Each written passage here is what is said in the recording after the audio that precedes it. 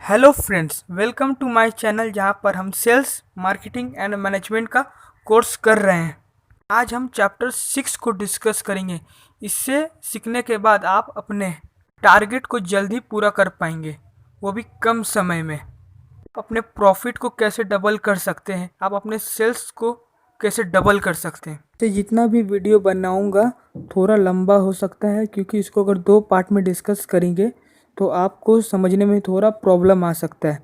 इसीलिए मैं एक टॉपिक को एक ही वीडियो पे डिस्कस कर रहा हूँ। और आपने मेरा पुराना वीडियो नहीं देखा है चैप्टर 1 to 5, तो उसे आप देख लें।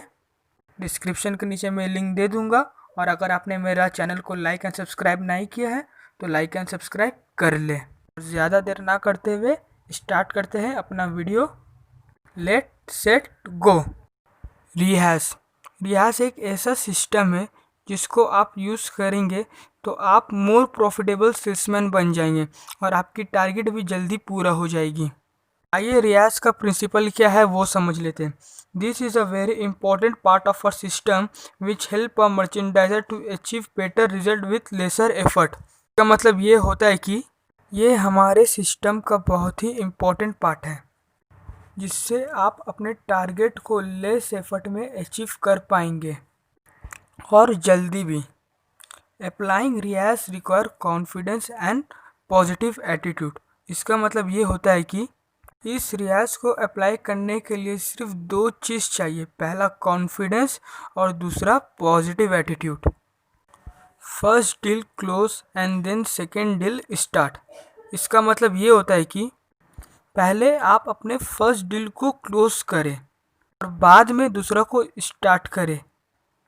जैसे कि आपने एक कस्टमर को मोबाइल सेल किया तो पहले आप उसका बिलिंग कर ले, मटेरियल को हैंड ओवर कर दे और तब आप नेक्स्ट अप्रोच करें कस्टमर को। फॉर एग्ज़ाम्पल, आप कस्टमर को बोले कि आप पावर बैंक भी खरीद सकते हैं, तब फिर आप पावर बैंक का प्रेजेंटेशन कस्टमर को दे। और एक चीज़ हमेशा ध्यान में रखें कि पहले आपको अपना फर्स्ट डील को क्लोज करना है और तब नेक्स्ट डील को शुरू करना है। उसका हैंड ओवर कर दे, उसका बिलिंग कर दे, कैश हाथ में ले ले, तब आपको दूसरा डील को स्टार्ट करना है। Number 1, never show the second product during the first deal. इसका मतलब ये होता है कि जब आप फर्स्ट डील कर रहे हो तब आपको सेकेंड डील नहीं करना है। जैसे कि एग्जाम्पल वही मोबाइल का लेते हैं। जब आप मोबाइल को सेल कर रहे हो, मोबाइल का प्रेजेंटेशन दे रहे हो, तब आपको सिर्फ मोबाइल का प्रेजेंटेशन ही देना है। तब आपको पावर बैंक का प्रेजेंटेशन नहीं देना है। आप पहले मोबाइल का प्रेजेंटेशन को कंप्लीट करें, उसका हैंड ओवर करें, उसका बिलिंग करें, तब आपको नेक्स्ट अपना पावर बैंक का प्रेजेंटेशन को स्टार्ट करना है और उसका डील को स्टार्ट करना है। Second, take the money of the first and then go for the next one. इसका मतलब ये होता है कि पहले आपने जो भी अपना प्रोडक्ट को सेल किया है पहले आप उसका बिलिंग कर ले, तब आप उसको नेक्स्ट प्रेजेंटेशन दिखाएं। क्योंकि बहुत बार ये होता है कि कस्टमर बीच में नेगेटिव हो जाता है, तो वो जो आपका पहला डील भी है वो भी ख़त्म हो सकता है, वो भी ख़राब हो सकता है। इसीलिए पहले आप उसको डील को पहले आप ख़त्म करें, पहले उसका बिलिंग करें, तब जाके आप उसको नेक्स्ट डील को स्टार्ट करें। Third, for the next deal straight way go to the presentation. इसका मतलब ये होता है कि आपको डायरेक्ट नेक्स्ट प्रेजेंटेशन को स्टार्ट करना है। मतलब आपका ये कंपलसरी है कि आप पहला प्रेजेंटेशन को कंप्लीट करें और आप सेकेंड प्रेजेंटेशन स्टार्ट करें, चाहे वो हो चाहे ना हो, बट आपको सेकेंड प्रेजेंटेशन का ट्राई ज़रूर करना है। आप डायरेक्ट अपना नेक्स्ट प्रेजेंटेशन को स्टार्ट कर दे बिना झिझक का, बिना कोई डर का। आपको नेक्स्ट प्रेजेंटेशन दिखाने में डरना नहीं है, क्योंकि पहला आपने कस्टमर के साथ एक अच्छा रिलेशनशिप बिल्ड कर लिया है, कस्टमर को आप पे ट्रस्ट है, बस उसी का थोड़ा फ़ायदा उठाना है, सही मौके पे चौका आपको मारना है। तो अपना नेक्स्ट पिच को स्टार्ट कर देना है। जैसे कि मैंने आपको मोबाइल का एक एग्जांपल दिया था, वही मोबाइल सेल करने के बाद आप अपना पावर बैंक या कोई भी मोबाइल एसेसरीज़ का नेक्स्ट प्रेजेंटेशन आप उसको दिखा दें। कैश डबलिंग मतलब आप कैश को कैसे डबल कर सकते हैं। Number 1, always stress on the offer for today only. इसका मतलब ये होता है आपको कस्टमर को हमेशा या बीच बीच में बोलना है कि ये ऑफ़र सिर्फ आज के लिए है, कल ये ऑफ़र नहीं मिलेगा, आज उसका लास्ट डे। कस्टमर को ये लगेगा कि ये ऑफ़र आज के लिए है, अगर आज इसको ख़रीदते हैं तो प्रॉफिट में रहेंगे, कल ख़रीदेंगे तो एमआरपी प्राइस पे ख़रीदना पड़ेगा और वो आपसे प्रोडक्ट परचेस कर लेगा उसी दिन। वो नेक्स्ट डे का बहाना नहीं बनाएगा कि मैं ठीक है मैं कल आता हूँ, आज मेरे पास पैसे नहीं है, मुझे किसी से कंसर्न करना है। वो ये सब बहाना नहीं बनाएगा, वो ख़रीद लेगा। अगर वो ख़रीदने वाला होगा तो वो उसी दिन ही आपसे ख़रीद लेगा।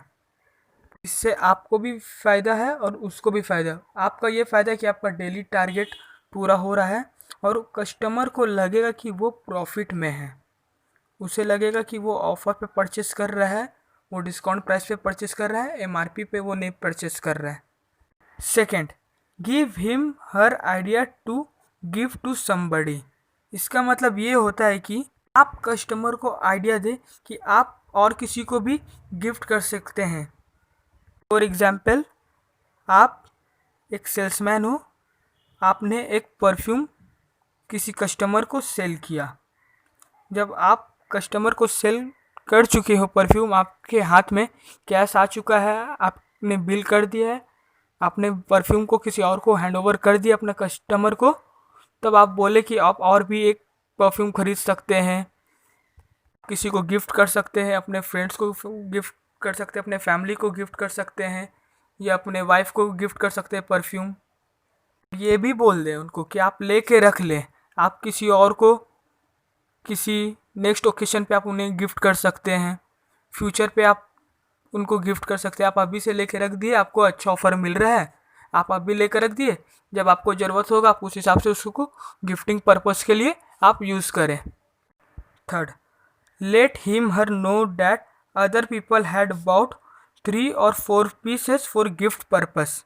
का मतलब ये होता है कि आपको कस्टमर को बोलना है कि ऐसे बहुत सा लोग कर रहे हैं, ये पहली आप नहीं है जो आप ही ऐसा कर रहे हैं, गिफ्ट खरीद के रख दिए पहले से, जब कोई फ्यूचर में आएगा तो गिफ्ट कर देंगे। ऐसा बहुत सा लोग कर रहे हैं, आपने ऐसा बहुत सा लोग को देखा है करते हुए, जो आपके दुकान से लेकर जाते हैं 1 पीस 2 पीस खुद के लिए और 3 पीस 4 पीस रख देते हैं अपना फ्यूचर में किसी को गिफ्ट करने के लिए।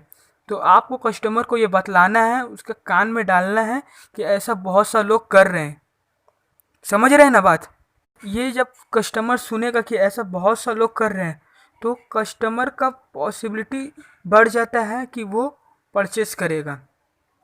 अगर आप सिर्फ बोलेंगे 3-4 पीस रख लीजिए, बाद में किसी को दे दीजिएगा, तो वो नहीं लेगा। बट वो सुनेगा जब ऐसा बहुत सा लोग कर रहे हैं तो वो खुद भी करेगा। तो वो सोचेगा हम तो ऐसे अकेले नहीं है जो हम खरीद रहे हैं, और भी बहुत सा कोई लोग कर रहा है, इसका मतलब ये प्रॉफिट है, तभी तो ऐसा सब कर रहे हैं। जब वो देखेगा कि सब ऐसा कर रहे हैं तो वो भी ऑटोमेटिकली वही काम करेगा। और एक चीज़ हमेशा याद रखें कि आपको हर एक अपना पॉजिटिव कस्टमर को रियाज़ करना है, नेगेटिव कस्टमर को नहीं रियाज़ होता है। रियाज़ कब होता है? जब आपसे कोई ऑलरेडी प्रोडक्ट ले लेता है, आप उसको दे देते हैं, तब आप जब नेक्स्ट पिच करते हैं उसे रियाज़ कहते हैं। तो रियाज़ आपको हर एक पॉजिटिव कस्टमर को करना है, इससे आपका फ़ायदा ही ये फ़ायदा है। पहला कि आप 8 से 10 आदमी से मिलकर ही अपना 15 से 20 प्रोडक्ट को सेल कर लेंगे। कम समय पे आप ज़्यादा प्रोडक्ट को सेल कर पाएंगे। तो आपको हमेशा अपना ध्यान रखना कि आप जब भी किसी से बात कर रहे हैं तो आप ज़रूर रियाज़ करें। ऑटो रियाज़, combine the price of 2 different product and give 1 free. Multi pitch, ये इसको एक बार समझ लेते हैं। इस पर आपको खुद से ऑफ़र बनाकर सेल करना है। यहाँ पर आपको कंपनी ऑफ़र नहीं दे रही है, बट आपको खुद से ऑफ़र बनाकर बेचना होगा, सेल करना होगा कस्टमर को। आपको ऐसा बोलना है कि कस्टमर को लगे कि वाकई में ही कंपनी का कोई ऑफ़र चल रहा है। ऐसा नहीं कि आप कुछ और ऑफ़र दे दे, उसे शक हो जाए कि आप मल्टी पिच कर रहे हैं, क्योंकि कस्टमर बेवकूफ़ नहीं होता है। For example, if you by 2 comic book you will get 1 dictionary free. मतलब आप जो भी आइटम का ऑफ़र बना रहे वो लगभग एक ही रिलेटेड प्रोडक्ट का होना चाहिए। मतलब स्टेशनरी के साथ स्टेशनरी, इलेक्ट्रॉनिक्स के साथ इलेक्ट्रॉनिक्स, ग्रॉसरी के साथ ग्रॉसरीज। ऐसा नहीं कि आप फूड प्रोडक्ट के साथ कोई इलेक्ट्रॉनिक्स आइटम का मल्टी पिच बना रहे हो, उसका ऑफ़र बना रहे हो, वैसा नहीं होता है। और जब आपका ये ऑफ़र कोई कस्टमर एक्सेप्ट कर लेता है तो आप का 3 चीज़ सेल हो जाता है। एक ही कस्टमर को आप 3 चीज़ सेल कर देते हैं, जैसे कि 2 कॉमिक बुक और 1 डिक्शनरी। बट कस्टमर को लग रहा है कि वो 2 चीज़ के साथ 1 फ्री मिल रहा है, बट नहीं। बट आपने एक ही कस्टमर को 3 चीज़ सेल किया। जैसे कि फॉर एग्जाम्पल ही में कि एक डिक्शनरी 300 रुपये करके आ रहा था और एक एक बुक 300 रुपीज़ ईच का है, मतलब 900 रुपीज़ का आपने कस्टमर को सेल कर दिया। तो इसी तरीका को हम मल्टी पिच कहते हैं। जब आप 2 ऑफ़र को मिलाकर एक ऑफ़र बनाते हैं 2 प्रोडक्ट को लेकर, तब उसे हम मल्टी पिच कहते हैं। कभी कभी थोड़ा मुश्किल और रिस्की भी हो सकता है, तो आप इस मेथड को तभी यूज़ करें जब आपको श्योर हो कि कस्टमर पॉजिटिव है।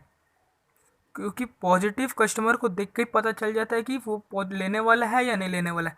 अगर आपको कंफर्म पता चले कि वो लेने वाला है, पॉजिटिव है, तब आप उसको मल्टी पिच का ऑफ़र दे दें। Why should we do rehash? Practicing rehash help us to do 15 to 20 piece just by getting only 8 to 10 positive people. इसका मतलब ये होता है कि जब आप रियाज को अप्लाई करेंगे तब आप दिन भर में 15 से 20 पीस को सेल कर सकते हैं, बस 8 से 10 आदमी से मिलकर, 8 से 10 पॉजिटिव आदमी से मिलकर। मैं बार बार बोल रहा हूँ कि पॉजिटिव पीपल मतलब जिसको आपने पहले ही कुछ न कुछ सेल किया हो।